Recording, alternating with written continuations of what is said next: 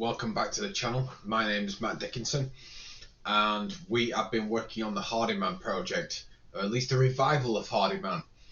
I apologize, I've not been online for, well, I have not uploaded a video in the past couple of weeks. Had some crazy stuff going on here in Preston.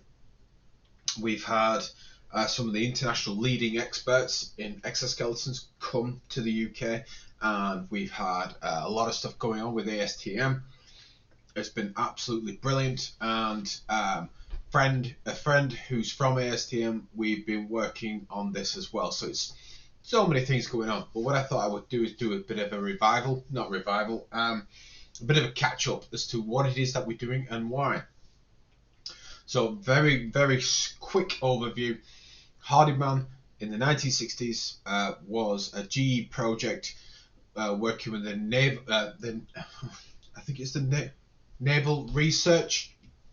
The Naval Research. I forgot what the actual acronym is. I think it's the LNR, the NLR, something like that. The project itself wasn't successful, however, is definitely the world's first fully functioning exoskeleton. I should say was almost the world's first fully functioning exoskeleton. What I thought I would do though is explain to you what in the hell, why, what's so wrong. So first things first, I'm going to take you through the files that we've actually got that are actually open to the general public. There's no super secretness to this. It's all open to the general public, and we can all get access to things like this. So I'm going to bring this down. There we go. The miracles of technology, am I right? So let's start. Let's go 1968, and you go, okay, cool, let's take a look. So again, these are completely open to anybody being able to look, totally unclassified, so there's nothing super secret about this. However, it does give you an insight. Check this out, 10th of July 1968. That is insane. I knew it was the Naval Research. I couldn't remember. There's an L in there, I'm sure there is. Anyway, this is a joint tactical project between GE and the Naval Research. And if we go down, this gives a bit of an intro. This is the design of the actual Hardiman. You can get an idea of what they were planning, and you look and go, right, so they detail everything, each kinematic calculation that they make for the joints, how they calculated the joints, what the intention was for it, how it was going to function, what was the process for it, the torques. I mean, they're in inches, pounds. Everybody knows we're in newtons. I can imagine millions of comments now. Actually, but when we're moving down, you can see the computer results. You can imagine how big these computers were. But they literally pulled out the control system. And look at this, the closed loop system here, insane. And then you go, okay, so this puts us in a very good position. However, that's very true. We know the controller for it. We have an idea of how this thing should function, how the overall should function, and we get a rough idea of the elbow and the mechanisms that they use to calculate for it. However, if we get to the bottom of this, you kind of go, okay, that's cool. So that takes us 1968. So let's just shoot ahead, 1971, to produce then. So let's go on the first one. This is an interesting one, right? So look there, it's a 3-2 copy. And you look there though, Best Buy, I need to find out where that came from as well. Trying to find this original document has been tricky. So we start to hear the term exoskeleton being coined throughout the actual thing. It isn't GE who came up with the term for this type of approach, but so this is our picture. If you remember in one of the works that we've been doing, this was the picture that we noted was different from the others. So we come in and you go, wow, okay, that's cool. So you see there that it's starting to come to life from them initial images that are there. But when we actually start to see, so here I should point out, here we've got an overall description, what it does, how it functions. Here is the image that I'd pulled. Now this is the image that we were able to literally make the first steps with the slave hand. And then the system specification, height, function, where it sits, perfect, you know, gives us everything we need from there. But you look and go, still missing. So now we're going to go from 1971 to 1971, May 1971, I should say. Let's get in May. So you can see now why there are two documents in here. They've actually got one to give an overview, and they've got one which is the design. So let's bring this forward. Can never go fast enough. Right, so you look here. You get a rough idea of the photo that was taken here and where the hinges sit here. So there is some reference to this. And you look here, we've got, I'm guessing this is Moshe. Again, just guessing. I'm pretty sure this is Moshe. Right, now these images must appear somewhere, because this one, I know for sure, we've seen in more of a publication. So on Wikipedia, for example, you'll find this image a lot better. In fact, I think I've got this as a reference. You look here, and the one thing I should point out, this was not physically turned on. This was just for press release and for looking lovely. If we push forward, you can see here. So you see there, we've actually got it in this position. He slipped into it, and it was actually held in that position. So again, it's just to give, I think it's just to show how close they got with it. And you look here, you go, okay, here's the slave hand. And you go. Now in here, it details the function, how it worked, how the materials that we used, the speed it was moving at, and what they intended it for. This is fab. This is really good stuff. However, that's at this point, yeah? So let's go 68, but now let's look at 69. Let's go, this is July, almost a year after that document. Now, this is the heart-wrenching moment. So we get to this point. Now, they're at that design. You can see they're using very much the same intro. Again, this image, I can find this image in a good position. But look, we've got shots of the actual linkages, the leg linkage. We've got shots of the slave hand. Now I'm going to come back to this for today because I wanted to show you guys something. We've got the master hand. So as far as I can tell from looking at this, the master hand is, think of it like Tony Stark in his Iron Man suit. He had like a suit on underneath that interfaced with another system. So this is what they coined the slave and the master. So it's like you put one arm in and that extends to another. So that's just give you an idea. But you look, the images are very difficult to tell what's going on. You look here, we've got a rough idea where these things sit. Very hard to tell exactly. In fact, if I'm honest, they're not the most usable. I'm just going to bring this down a little bit. Now, that is the most upsetting bit. So let's zoom this in. Anybody who's used to doing any CAD work, you will know what this is. This is what's left of the drawings. You see here, there's very little here. And all the other documents all appear in the same way. There's very little here to work with. We cannot use these at all. A friend who's reaching out to Eleanor to see if we can actually get these is just seeing if there's any luck, but there's been no luck. So these are completely lost in time at the moment. But who knows? Who knows? We may get to a position where we might be able to use these moving forwards. But sadly, for this, no use. So let's get back to where we were at. Let me just get to the slave hand. Which, oh, you look at that. This is what I've been using. So let's get back to the actual model. So since I've last done a video, I've been playing around. I have made some changes. And oh, I forgot to plug in my favorite little device, which is my Space Explorer. So let's bring in where this is up at the moment. And there's a little bit different this video because in the past what we've done is we've worked through and we've gone step by step as we're going through. I just couldn't wait. So but I need to bring you all up to speed as to what's happened, you know. So let's go where we actually finished our last session was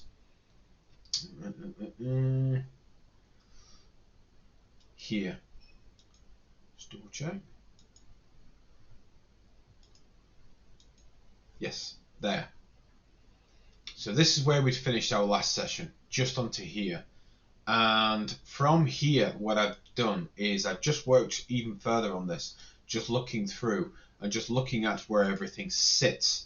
Now, this thumb section here, the beauty is with this thumb section, if we look at the original and how this has been denoted, let's just zoom that in.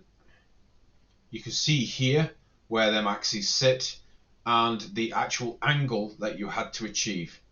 So this is literally just bolting it on piece by piece. I'm still not sure about my thumb section here, but it is looking a little bit closer.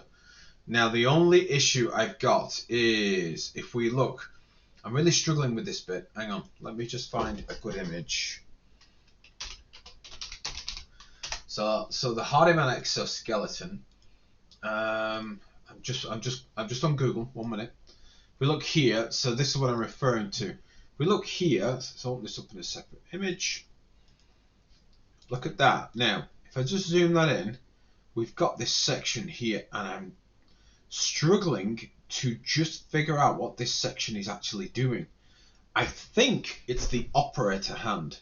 Now, originally, the other thing I didn't realize is, let's just bring this right in. We've got joint here, so we know that that's a pincer, if you will. It's a thumb, so it has a huge thumb that pushes against the middle, finger. It pushes against the finger. This then comes back. Now let's just compare this back in. Again, I'm using my favorite 3D Experience Explorer. These things are insane. If you haven't got one, I'm surprised. So if we come back in and we come back across, and this is where we are. So you see there. I mean, you argue that at this point, and my chamfers here are probably too aggressive, or maybe they're not aggressive enough. I mean, you look at that angle there. I mean, my fillets, sorry, and it maybe need to be more aggressive, just to curve it out. This thumb point here, this mount is not correct. You see there in the 70s, they'd actually got 60s, sorry, they'd actually gone to the linearization, and I've got a triangulation piece there. That came in because I was confused with look at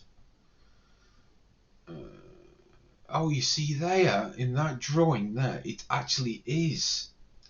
So that would argue that piece there that I've got there isn't correct.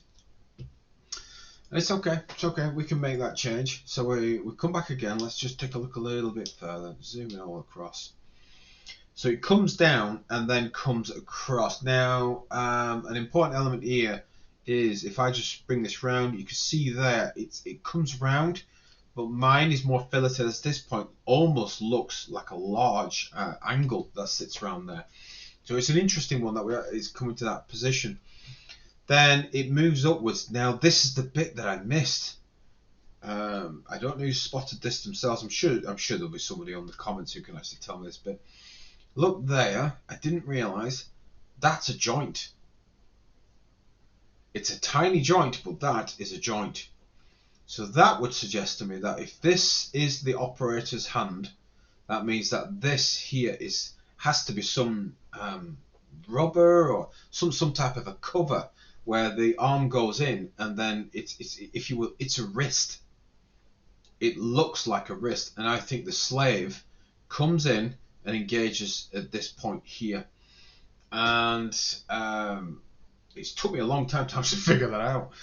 But what I actually do think it's now worth doing, I think it's now best starting to break the arm down and now starting to look at where these joints are going to sit, because or else we're going to keep going and keep going. We're going to do a super sophisticated single part, and it's not going to really be usable. And got an overall appreciation where these joints sit, but when we move into deriving, and in Autodesk it's known as deriving, when we move into deriving, we need to know for sure that it's going to do the job.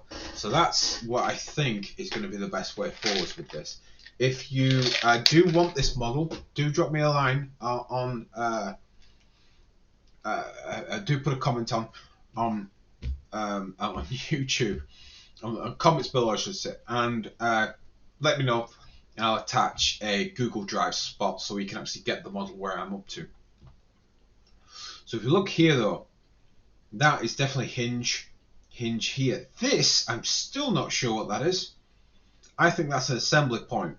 So the front pincer can actually move backwards and forwards. Interestingly, you can't see it here.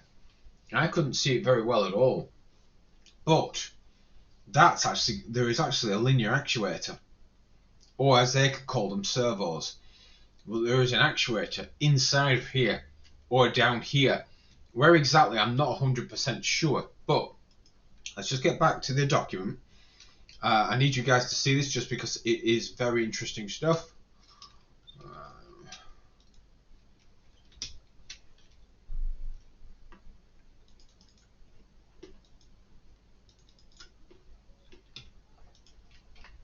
Okay, come back. There we go.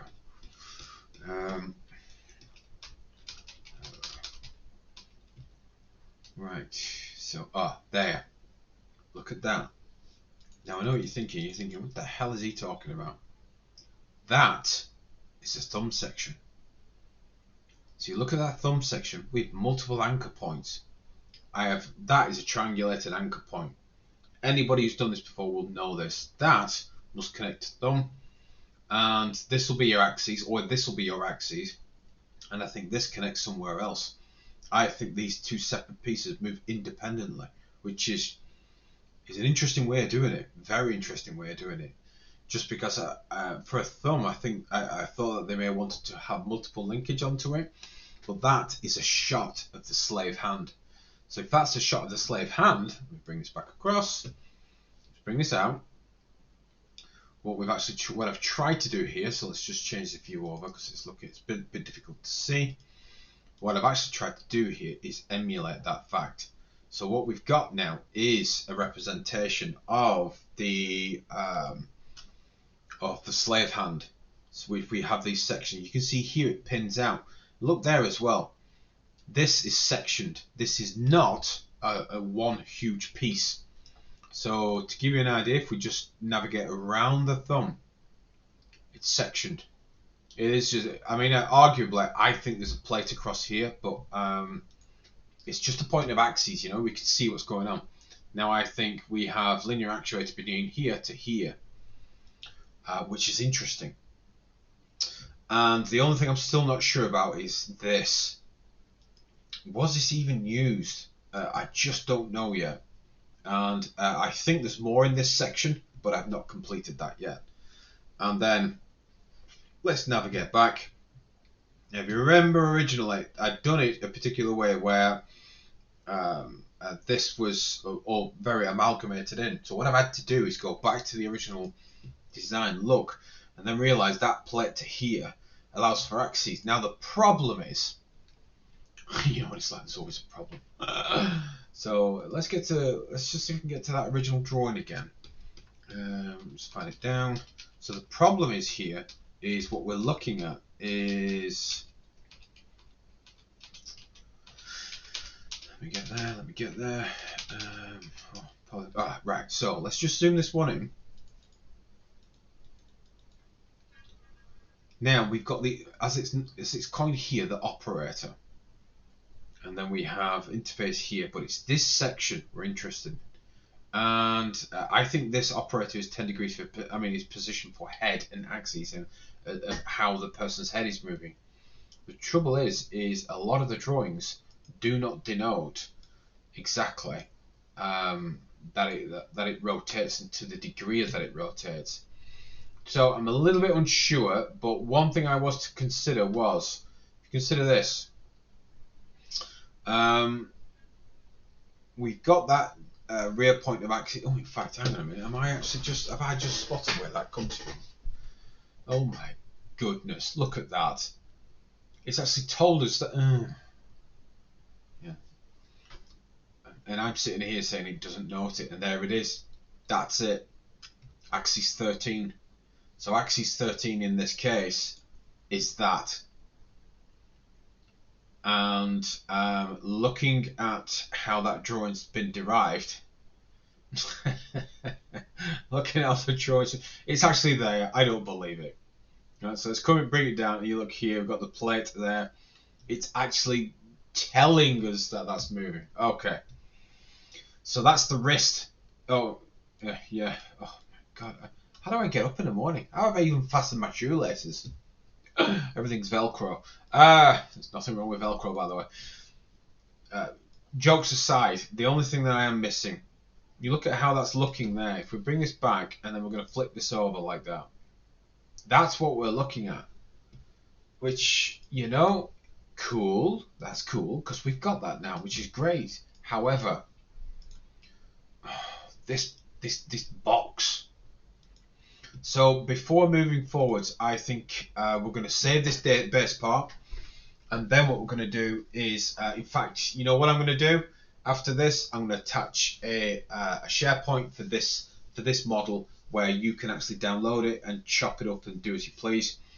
Again, do remember this is not official, so I'm not saying that this is the official, but this is, let's call it a fan-made version of GE's The Hardiman. So I do need to spell that out. This isn't the original. As I get people coming back going, copyrights! Like, well, yeah, we are actually doing that, really. But I'm trying to bring this back from the dead. Okay. The other thing that I've found out as well is the materials. Materials is really interesting, and I'm going to actually get doing stuff in a minute. Materials in this case, what they chose for this was a 6061 aluminium. It was built of plates and bent plates. All pins that are in there are steel. Exactly which steel, it doesn't denote, but 6061 aluminium. They've really thought about the weight of this and the performance. That as a material in them days, because obviously your composites, things like that, is just going to be a thing of the dreaming. So that as a material then just shows how much thought process had gone into developing that extra bit.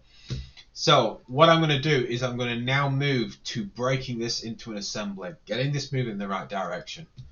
So I'm going to go new.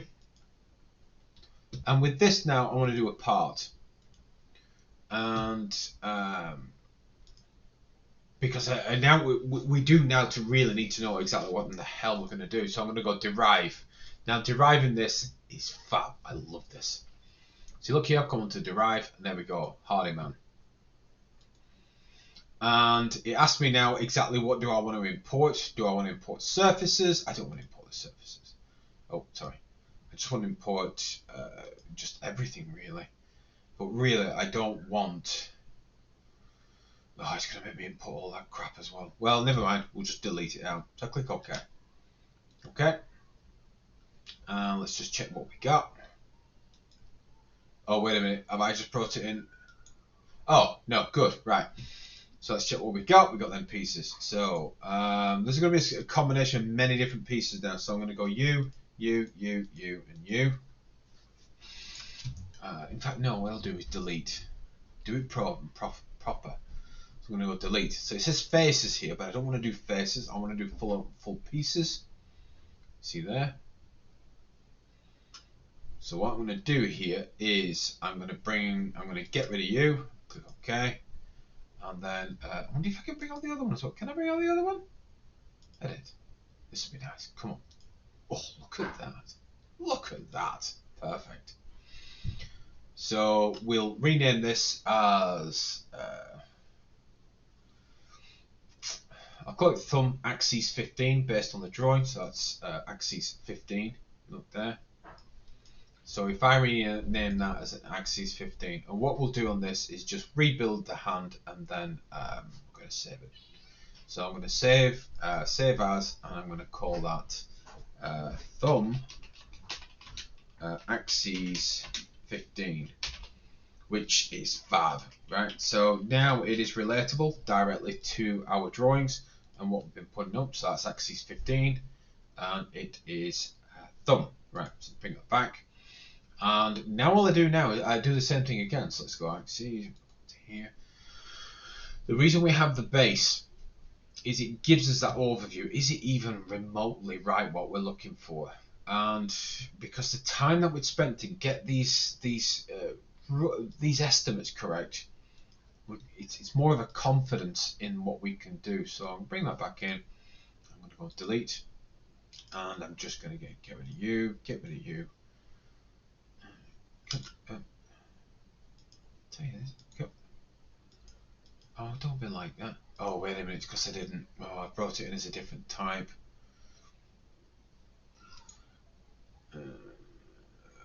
Okay, I tell you what. It's you. Oops. You. All I'm doing here is going down that way, and then I'm going to repeat delete. Come on. And then this is a bit awkward. Remember before I brought it in as an overall piece, as a solid piece, and what that allows me to do is just take volumes, and it just says, right, remove the volumes, and that's all I was really, and I forgot to do on this one. I could just go back and do that again and do it quicker, but yeah, I'm just being lazy. Right, so what we've got now is the mid thumb, and for this, we'll call this axis 14-15. So then we know if we were to look at this drawing, it's this point that we're looking at. And again, this is the slave. So I'm going to go File, Thebes. So I'm going to save as, and what we'll do is call this thumb axis 14-15.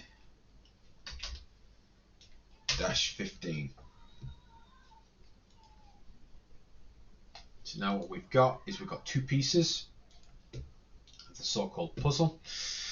So let's come back and go new. It's interesting. Now I'm going to do the overall body. And doing the overall body, we need to do a modification to get this right. And to make this brutal, all we're going to do is chop it all back, cut it all right back, and then simply cut out its counterpart so it'll sink nicely into where it needs to go.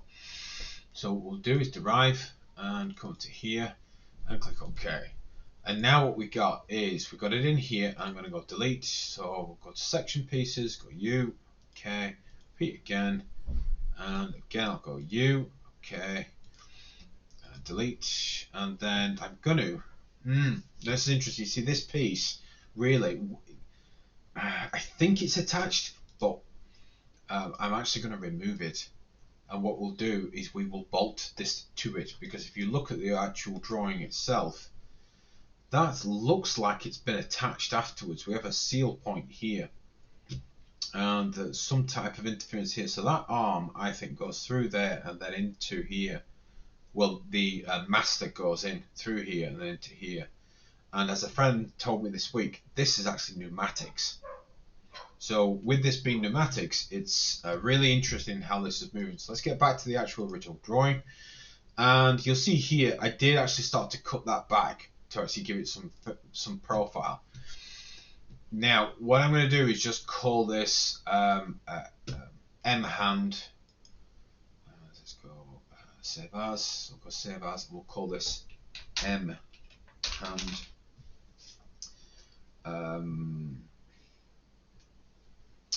And this is going to be, so we'll go axis 14-13. Axis 14. No, we'll go 13-14. It's at least then what we can do is trace back along the drawing and kind of go, oh, this is what we meant, of course. Okay, so this is pretty cool. What I think we'll do first though is we're going to just pull all this out, because I think all this can just simply go. So I'm going to come on here and I'm going to go sketch. And I know what you're probably going to think. You're going to think, oh my god, he's wrecking what we've done. I'm not, I'm really not. I must admit, when I was first learning to do this some years ago, I did kind of think, what? Yeah, don't worry, we're going to do this right, of course. So what I'll do is I'll do an extrude, and I'm just going to create myself a nice sectional piece cut entirely away. And I'll click OK, and I'll go flip it out. Oh, I've just realised I'm still in. Oh, I need to change that. I'll do that. What I did recently as well is I've upgraded to Inventor. I've upgraded my Inventor, and so you'll notice that this is now in 14, and it's 24, sorry, and it's just, well, it's Inventor. I love Inventor. It's just so much fun. It's just so smooth to operate with. If you're using Inventor, if you're using Fusion, and there's no tricks, you know. You just do it, and it just does like it's told. It is insane. I love it. And if you go to Fusion, so many people said to me, "Oh well, Fusion's so difficult to."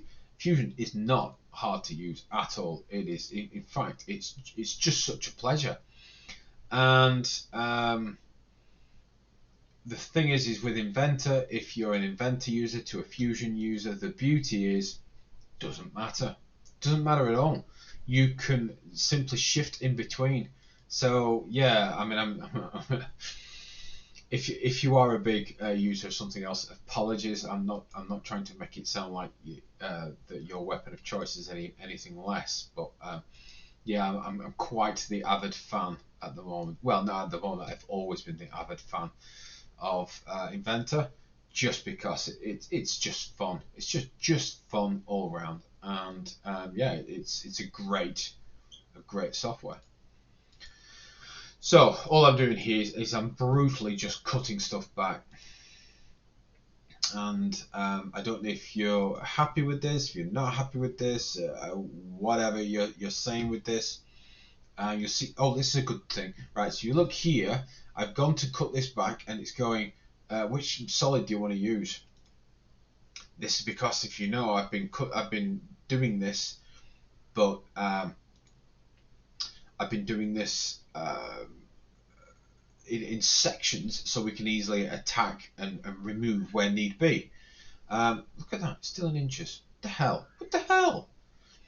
And it's, yeah, it's really good. It is really good for being able to choose where you want to go, what it is that you want to do, and by having these pieces like that, it's actually saying to me which one do you want to choose. So I had to choose both of them.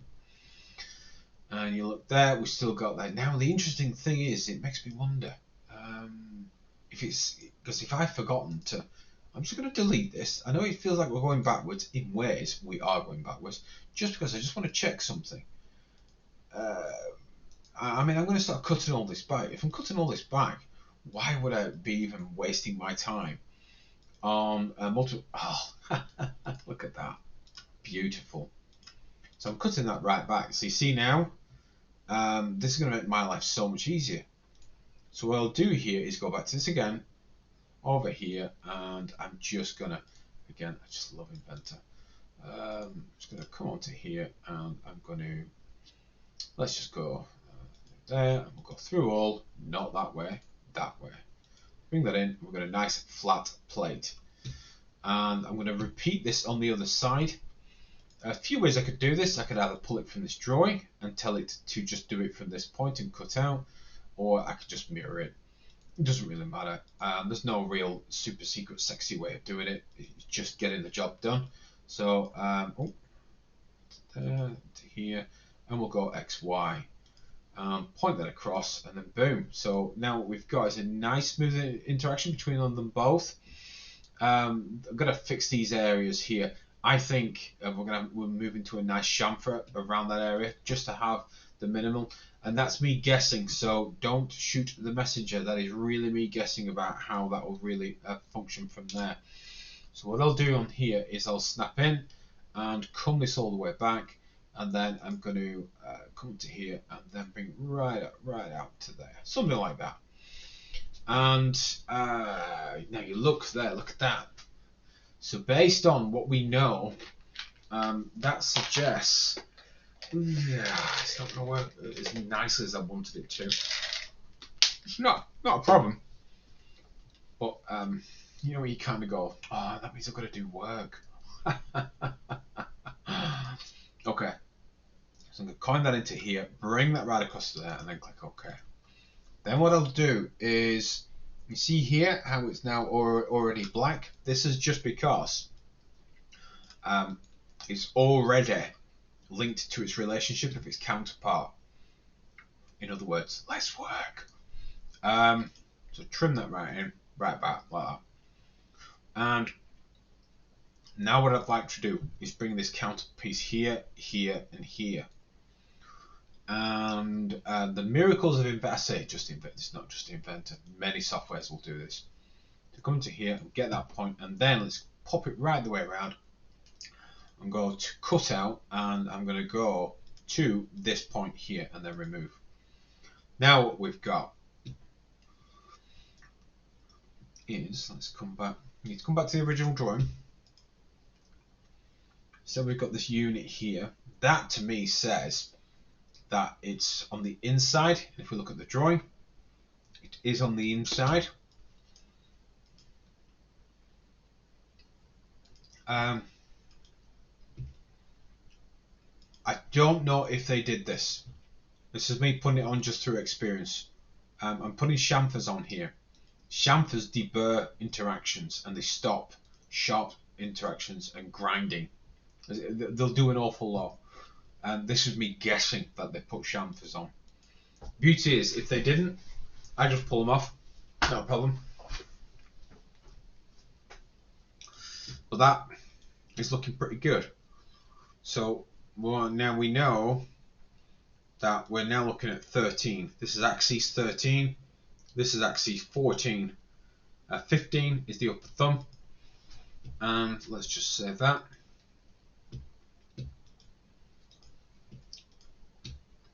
All this from a drawing. So what I'm going to do now is go back again. Now I'm going to bring in an assembly. We're going to start to put this together. So look, come back to here and close my axis points now. And let's start placing these parts in position. So all of these three, place them all in and click OK. How you assemble your parts is vital now. Getting this right is so important, because if you do this wrong, your parts float all over the place, it finds errors, and honestly, you just feel frustrated. I know I've been there many times myself, so you just feel so annoyed of that. Why doesn't it do this? Why doesn't it do that? What the hell is going wrong? So let's make first part visible. And I'm going to constrain. Is it going to let me? Of course it is. Do you know why it's going to let me? Because it's Inventor. Most CAD systems let you. So if you're not used to CAD systems, yeah, it's just me being over the top. What I'd like to do now is also constrain. I'm looking to constrain just the hand. So now I've constrained it to my XZ. Turn that off. And what I'd like to do now is constrain it to my XY. So I'm going to do from my middle hand point, origin, let's go XY, constrain to this XY. There we go, apply. Okay, so now what we've got is this. So it moves up like this. And now what I'd like to do is turn this off. And you see there, we've now got a final constraint. And this is a bit easier. So now we're going to go here, and I'm going to go constraint. And I'm going to go that face to, see that face?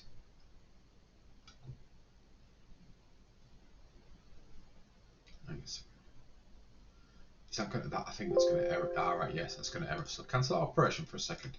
Right, so what we're going to do is use the inner, the inner. We're going to use the relationships here. Ooh, can't do that either. So I'm going to look at an axes. Now axes are really good in this. Now this is something I'm not really used to in any other system. If anybody is an avid CAD user who's watching this, do let me know if there's any others that you can think of. Using axes that are built in. I mean, I know Inventor does it. I mean, I know SolidWorks does it.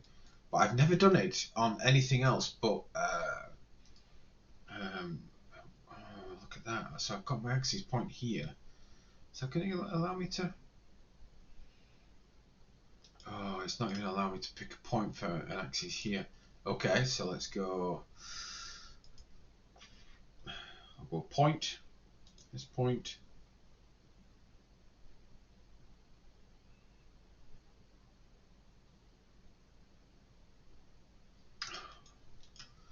Mother puss bucket. Oh, hang on. Whoa! Oh, that's going to be me having to edit that one. So, it appears that what I've got here is coming from here. Right, so it's because I'm coming from the wrong axis here. Right, that's better. It was saying to me, you're going to put a constraint on the same spot. My fault. Sorry, guys. So let's go constraint. Go here. That's onto that point. So just use that point and then apply. And then finally, that should now be fixed. And this is great because I really want to be in a position now where I can build up my hand that little bit more. And so I'm just going to make this. Let's have a look here. And really, I'm probably going to remove these constraints moving forwards anyway, because the actual main hand piece is going to end up being the real point. So let's get Inventor doing what it does really well. If you've never done this before, you will love this. And if you're new to CAD, this is a feature which is not on a lot of CAD systems, but is absolutely fab. So bring on to here. Watch this. He goes, "Is that what you mean?" Kind of go, "Yeah, it's kind of what I mean. Can you flip it round?" And he goes, "Okay." And I go, "Well, I don't want it to be cylindrical neither. I'd like it to be rotational." And he goes, "Is that what you mean?" And I go, "You know what?" So I tried again. "Sure, that's what you mean." Go, "You know what? Yeah, that's what I mean." And now I've got my joint. I love this system. For stuff like this, it is fab. Really good. So let's do this again. So I'm going to go joint. It says, what joint are you wanting to use? I want to use the middle point. So if I point in the middle, it goes, okay, the middle. So you're looking for something else in that particular middle. Now, you see here, this is where I've gone wrong. So now it's going, whereabouts in this middle? Oh, no, it's like in the middle of here, middle. So we go back. And I'm going to go, I want this joint to be connected to this joint. And it comes in and goes, oh, so you mean that? And I go, well, no, I don't mean that. Can you flip it round? And then it says, do you mean that? And I go, well, yeah, that is what I mean. Click apply and then close. Really, though, what we need to do is consider constriction as well, which we will do in just a sec. So if I now lock you up, you can use a system called grounding. So I've grounded that now. So all this will do, have I grounded the thumb as well? Grounded the thumb. Wally. Ground here. And now I can move my thumb piece to position as well. Now, let's follow this correctly. So we have 135. We have 215 and minus 135, and then here we have 80. So in fact these are equal, aren't they? So we're going 0 to 80, and these are 80 between the two. So it's basically saying that this has a freedom of 80 degrees between two particular points. So what I need to do is unground this, and then just look at what that 80 refers to. So I think, based on the original drawings, I think it refers to it being here. So let's come to the rotational behavior, which is this one, and I'm going to go edit. Now I'm coming, and it'll go, Okay, so what do you want to do? So I've got limits. Yeah, this is cool, right? So I'm going to go, what is it? It's going to say to you, well, what is your starting? I'd like to start at this position. And what is the end?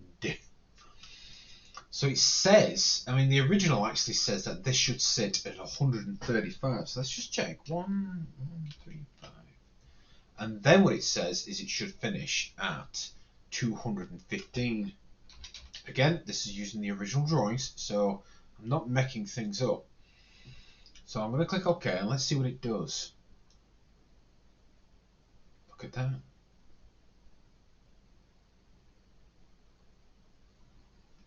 That based on that. So now what we've got is a true representation of what that thumb could do. I don't want to get too excited, but how cool is that? It's very cool, am I right? So the next thing is we've got an upper rotation here for this thumb. Let's go into relationships. Let's go into relationships. And here I'm going to do the same. So I'm going to go edit, limits. Now this is not going to work out as nasty as you'd like it to think. So you look there, it's already at 180. You go, here we go. So we'll try what it recommends, 0, because I think 0 is going to pop it way out. And then we're going to go 80.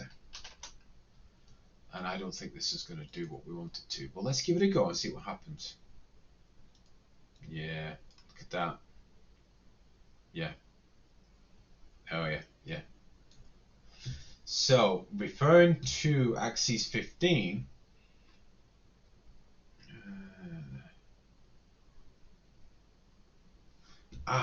look, I just got them mixed up. Wow, look at that. I put them the wrong way around. How interesting.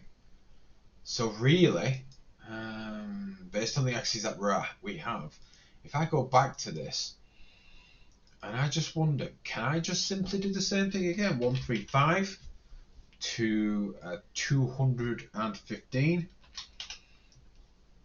Apply. Oh no. I'm just going to lock that up. So let's ground that. Bring it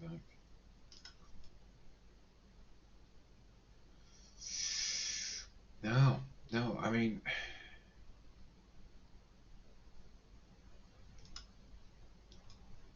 no, you know what? Even that's not right. Or is it?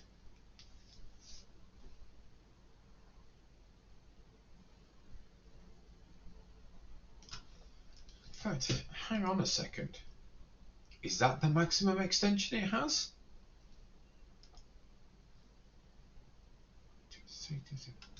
That suggests that that's the maximum extension that it has. No. Really? Let's go move that grounding. That actually may be its maximum extension. I mean, we can come back to that, and we probably will be revisiting that, but that suggests that's its maximum extension. Okay, so we've got the Morsha picture. Just going to see if we can find some other reference images that we can have a quick look at.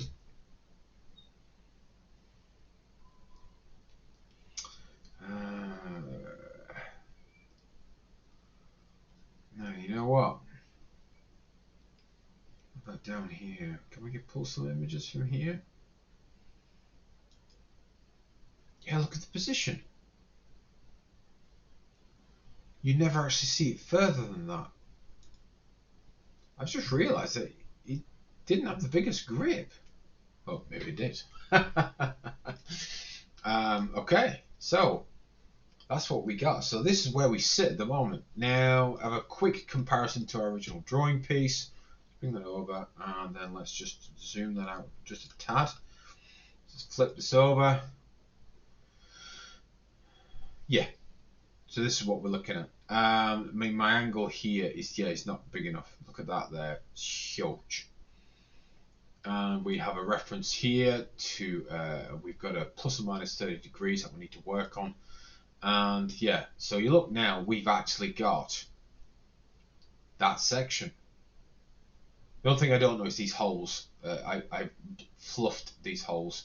I'm still trying to figure it out, and I will keep looking. So when I do find this, we'll be that little bit closer. But yeah, it's where we sit at the moment. Very, very, very cool. Very cool. So let's bring this back in, and I'm just going to save now. Let's call this slave hand. This is such weird names. Slave hand. It's not left or right because at this it is completely. Yeah, it's a copy and paste at each side. So we've got that slave into position. And let me come back. Bring it to you. Step up to you. Okay. And finally, what I'm going to do now is go back to my piece, and I want to chop out all this section now, and bring in the master point, the master joint. Okay, so let's come back, go to here, and then we'll go new to point on the part, bring it back in, and then let's go place. Again, there is no real background for this, so we are making this as we go along, and it is tricky. It is really tricky. So let's go back. Let's do some deleting. So I'm going to bring you out. And in fact, if I just delete that out completely, I'm going to go the alternate. Remember what we did earlier? I'll do the same one here. Oh, no, I don't want to do that. Apologies. I'm going to do the same what we did here. So I'm going to go derive, bring in Hardiman, and in this case now, I'm going to go full pieced. Okay.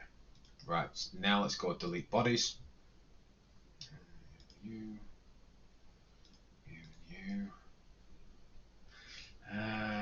Okay, let's just try this. This might not work, but we'll give it a go. And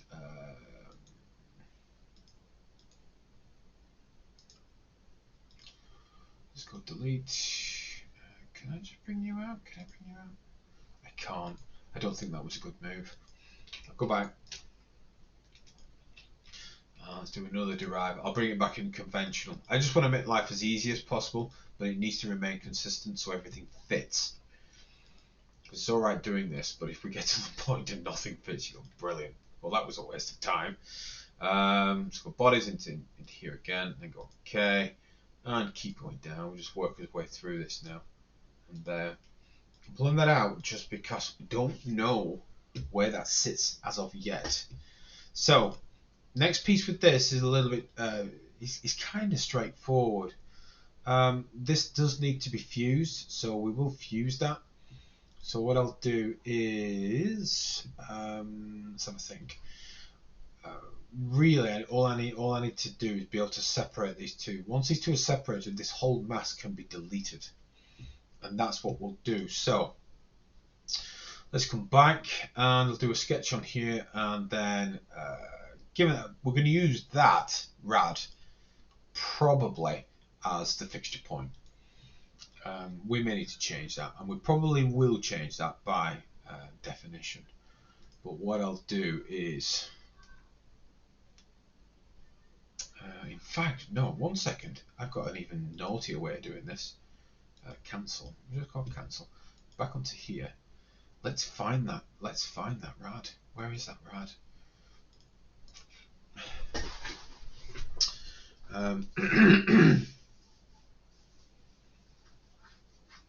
Let's have a look. Where are you? So this fillet in this case sits here. I'm sure it was further back. Is it here? Okay, so fillet. I think we'll be able to pull this one. I see there. I'm pretty sure it's here somewhere. Should be able to find it. There. There. There. So let's edit that. Look at that. So if I come back to here and pull that off completely, this is going to make our life a hell of a lot easier. It's going to have a bit of a complaint now because we're changing stuff. So I'm going to click OK, and then see what it doesn't like. Oh, not much. So I'm going to click on save, and then what I should be able to do now is come back and find that. there needs to be an update, so let's update, and like magic that is now gone. And it's just checked my slave hand. Let's just do, it's asking for an update, let's do an update. Yeah, so look now, these look nice and smooth. That needs to be tidied up a little bit there, but these look a lot more smooth as we wanted them to.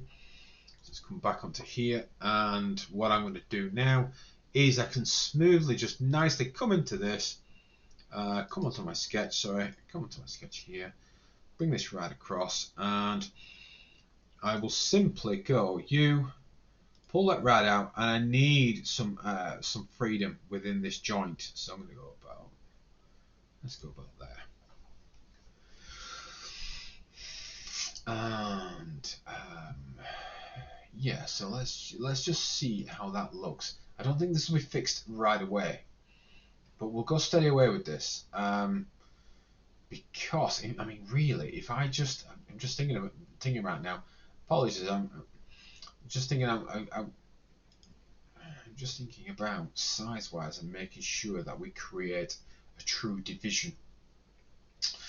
So what I'll do is I'll pop into here and then just create another slot here as well, and this should allow it just to cut it out. So let's just have a go. So I'm going to extrude, and I'm going to U, and I'm just going to do it all in this case. Do a nice cut, and then I will take that cut right across, and let's go to this point here. And you look now, we've got a nice smooth division. We can change this, so don't fret too much if you look and go, well, I don't like that. I am with you on that. You kind of look and go, but what about? And it's them what abouts that will wind you up, you know. So let's come back, edit onto that sketch, and all I'm really doing here is I'm just cutting some shape. You look here, it comes back, so I'll probably bring that out even further. It needs to cut it away completely, so like that. We can edit this. Again, this is me just making this fit and work for the moment. So you see now we're on division, so let's go delete. I'm going to go to my body, get rid of you completely, click OK. Now this is still a separate piece, so I'm going to combine, click OK, and this is now one piece. So this now becomes our axes. Is it? Oh, look at that linear actuator. Who'd have thought? It's an actual joint. It's axis 13. But as far as I see, this is axis 13 to 12. So let's go file, go export, let's go save as. So we'll call this wrist. Axis 13-12. So you get, we'll go 12-13, which is false consistent to everything else. So we're 12-13. Now what we're starting to see is this thing come to life. This is quite exciting. And a friend of mine who I work with on ASTM, I think he shares the same enthusiasm to see this thing come back to life. Hell of a project, and I'm still in awe of some of the things that these guys did, just because of what they did. Insanely cool. Right, so I'm going to place, and I'm going to go wrist. It's funny, wrist really should have been the main axis point of what I was using for derivative. I'll click OK, and then what I'll do now is I just want to place this onto axes, so we'll go joint. If you remember, I'm going to go, I want it to sit on this joint, and I want this to move. So I'm going to cancel that for a minute. I want joint, this to move to this joint. Right. And what we know about that joint is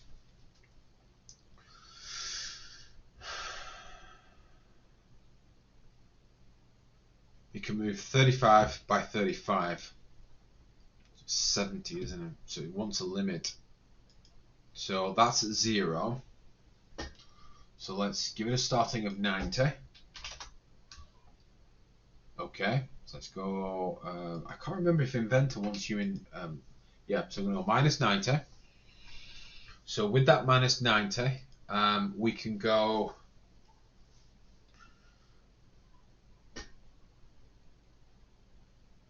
that's a forehand, so the wrist itself goes 35. So we can go 35, or so positive or negative 35. So let's go.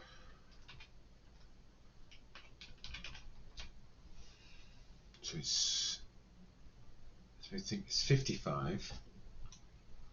So 35 would be 55. So I'll take it to minus 55, and then let me think.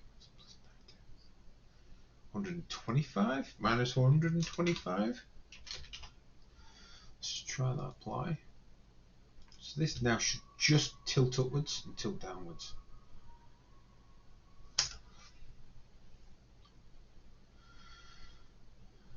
That's it. Look at that. Let's get on here. Look at that. Yeah, so that's it. That's it. That's excellent.